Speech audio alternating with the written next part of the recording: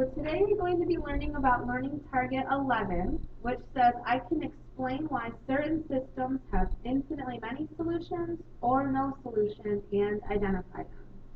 So this first column is talking about infinitely many solutions. These are systems that are actually the same line twice. Like both of the equations in the system are actually the same equation. But maybe they just look a little bit different, or possibly they are multiples of each other. This means that if you were to graph them, the lines would be right on top of each other. They would be overlapping. So they really intersect everywhere. That's why there's infinitely many solutions, because the intersection is the solution. So if they have infinitely many intersections, there are infinitely many solutions.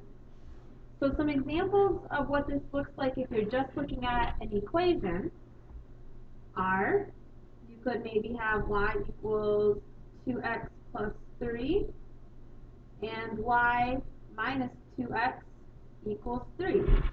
Those are really the same equation, they just look a little bit different because this 2x actually could move over here and be y minus 2x if we subtract it from both sides. Another example could be this. You could have 3x plus 4y equals 12, and you could have 6x plus 8y equals 24. If you were to multiply everything in this equation by 2, it would turn into this equation. And because everything would be multiplying by 2 here, we're not changing the value of it because we're multiplying both sides by 2. And if you do something to both sides in the equation, it doesn't change its value. So because we can change this equation without changing its value to make it look just like this one, these are actually equivalent equations, the same equation twice. So examples of graphs, and these graphs are not going to, well, I guess they could. We'll match these graphs down here. So this first one is y equals 2x plus 3. So I'm going to start at 3. And my slope is really 2 over 1 right there. So I'm going to go up 2 over 1, up 2 over 1. So that's my first line. For this one, I'm just going to change it into slope-intercept form, so it also will become y equals 2x plus 3. And so it's going to look exactly like this. I'm also going to start at 3. I'm also going to go up 2 over 1, up 2 over 1. I'm also going to draw my line. So it's just two lines on top of each other. Over here, 3x plus 4y equals 12. My x-intercept I get when y is 0, so I can cover up this 4y. So really it's just 3x equals 12. Well, 3 times what is 12? 4. So x must be 4. So on the x-intercept, or the x-axis, I'm going to put 4 because 4 is my x-intercept. Now to find the y-intercept, that means that 0 is, or x is 0. So 3 times 0 is 0, so that goes away.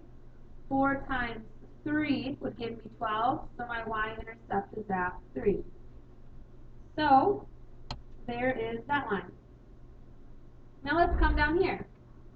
To find my x-intercept, I know that the x-intercept happens when y is 0, so I'm going to cover up that y term, because 8 times 0 is just 0.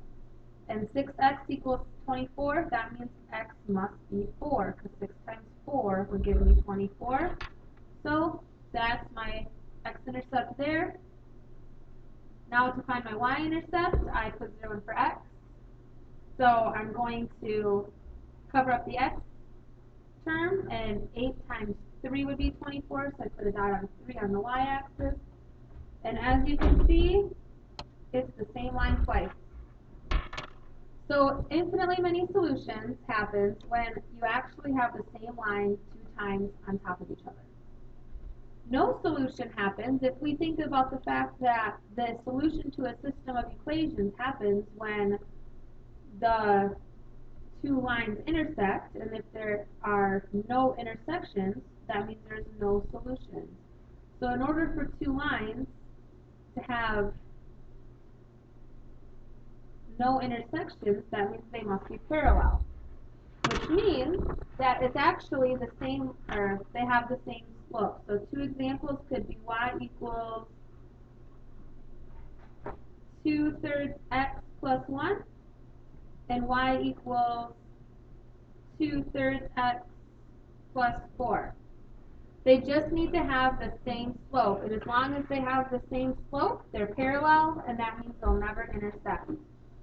So for this one, starts at 1, it goes up 2 over 3, up 2 over 3. There you go. And then the second one starts at 4, and that one goes up 2 over 3, up 2 over 3. So you can see that those lines are parallel, which means they never intersect. If two equations are in standard form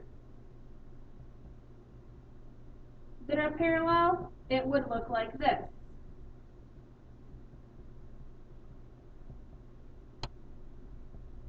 They could look the same over here, or be multiples of each other, but have different numbers over here, even when you figure out the multiple.